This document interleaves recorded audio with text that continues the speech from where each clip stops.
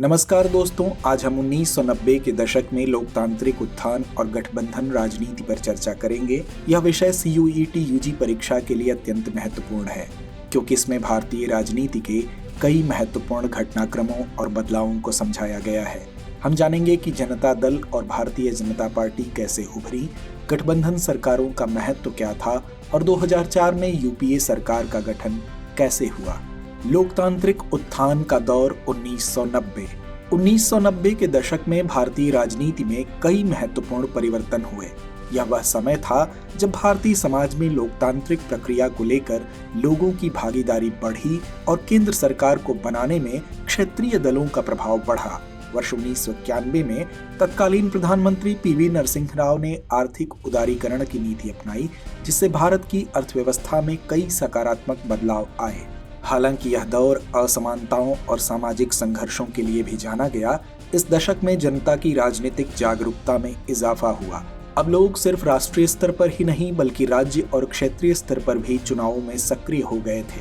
यही कारण था कि क्षेत्रीय दलों की राजनीतिक ताकत में काफी वृद्धि हुई। जनता दल और भारतीय जनता पार्टी का उदय। 1990 के दशक में दो प्रमुख दलों जनता दल और भारतीय जनता पार्टी का राजनीतिक परिदृश्य पर प्रभाव बढ़ा। जनता दल का गठन 1988 में हुआ। यह पार्टी सामाजिक न्याय और पिछड़े वर्गों के अधिकारों की बात करती थी। 1989 के आम चुनावों में जनता दल ने भाजपा और अन्य दलों के साथ मिलकर राजीव गांधी सरकार को हराया और VP सिंह ने सरकार बनाई। VP सिंह ने मंडल आयोग की रिपोर्ट लागू की, जिससे पिछड़े वर्गों को सरकारी नौकरियों में आरक्षण मिला। इसने जनता दल को एक मजबूत जनाधार दिया। वहीं 1990 के दशक में भारतीय जनता पार्टी ने अपनी राजनीतिक स्थिति मजबूत की। अटल बिहारी वाजपेयी और लाल कृष्ण आडवाणी जैसे नेता भाजपा के प्रमुख चेहरे बने। भाजपा ने 1992 में बाबरी मस्जिद विवाद के बाद हिंदुत्व की राजनीति को आगे बढ़ाया और 1996 में पहली बार केंद्र में सरकार बनाई। गठबंधन राजनीति का उभार। 1990 के दशक में गठबंधन राजनीति का दौर भारत में प्रमुख हो गया। यह वह समय था जब भारतीय राजनीति में एकजुटता की बजाय विभिन्न दलों का गठबंधन बनाकर सरकारें बनाई जाने लगी। 1996 के आम चुनावों के बाद कोई भी पार्टी अकेले सरकार बनाने में सक्षम नहीं थी। इसके परिणाम स्वरूप संयुक्त मोर्चा और राष्ट्रीय जनतांत्रिक गठबंधन जैसे गठबंधनों का गठन हुआ। यह बदलाव दिखाता है कि भारतीय राजनीति में क्षेत्रीय दलों की भूमिका अब केंद्रीय हो गई थी। UF सरकार का मतलब है यूनाइटेड फ्रंट सरकार। यूनाइटेड फ्रंट की विशेषता यह होती है कि इसमें एक साथ कई दल होते हैं जो साझा कार्यक्रमों और उद्देश्यों पर काम करते हैं, लेकिन अक्सर इनकी विचारधारा और राजनीति अलग होती है। भारत में 1996 से 98 के बीच के समय में संयुक्त मोर्चा सरकार का उदाहरण देखने को मिला, जब विभिन्न क्षेत्रीय और राष्ट्रीय दलों ने मिलकर एक सरकार बनाई, जिसका नेतृत्व HD देवगौड़ा और बाद में इंद्र कुमार गुजराल ने किया।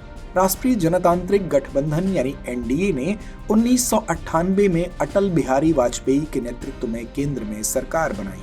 यह सरकार 2004 तक सत्ता में रही और कई प्रमुख नीतिगत फैसले लिए। 2004 के चुनाव और UPA सरकार का गठन। वर्ष 2004 में भारतीय राजनीति में एक बड़ा बदलाव आया जब कांग्रेस पार्टी के नेतृत्व में संयुक्त प्रगतिशील गठबंधन यानी UPA सरकार बनी। 2004 के आम चुनाव में कांग्रेस पार्टी अधिक सीटें जीती और इसके नेतृत्व में UPA गठबंधन बना। इस प्रकार कांग्रेस के अलावा समाजवादी पार्टी, बहुजन समाज पार्टी और अन्य क्षेत्रीय दल भी शामिल थे। 2004 में मनमोहन सिंह को प्रधानमंत्री नियुक्त किया गया। उनकी आर्थिक नीतियों और नेतृत्व ने UPA सरकार को स्थिर बनाए रखा और इसने कई महत्वपूर्ण सुधार किए, जैसे गरीबी उन्मूलन, शिक्षा और स्वास्थ्य सेवाओं में सुधार। निष्कर्ष। 1990 के दशक में भारतीय राजनीति में बहुत बड़े बदलाव आए। क्षेत्रीय दलों की बढ़ती ताकत, गठबंधन सरकारों का गठन और कांग्रेस और भाजपा दोनों पार्टियों का उभार भारतीय राजनीति की पहचान बने। इस दशक ने यह भी दिखाया कि भारतीय राजनीति अब केवल एक या दो बड़ी पार्टियों तक सीमित नहीं रही, बल्कि क्षेत्रीय दलों ने भी महत्वपूर्ण भूमिका निभाई। तो आइए अंत में नोट करते हैं आज का अभ्यास प्रश्न। 1990 के दशक में भारतीय राजनीति में गठबंधन सरकारों की वृद्धि के मुख्य कारणों में से एक क्या था? विकल्प ए भारतीय राष्ट्रीय कांग्रेस की मजबूत स्थिति, विकल्प बी क्षेत्रीय दलों की बढ़ती ताकत और उनका प्रभाव, विकल्प सी भारतीय जनता पार्टी का सत्ता में आना या विकल्प डी एक दलीय शासन व्यवस्था का समर्थन। तो इस प्रश्न का जवाब कमेंट बॉक्स में देना ना भूलें। धन्यवाद।